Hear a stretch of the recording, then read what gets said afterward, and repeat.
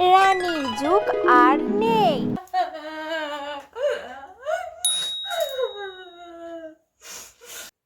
আরে বাবা, কি হয়েছে গো? তুমি আবার কাঁদছো কেন? আরে আজকে আমার বর কি কথা শোনালো।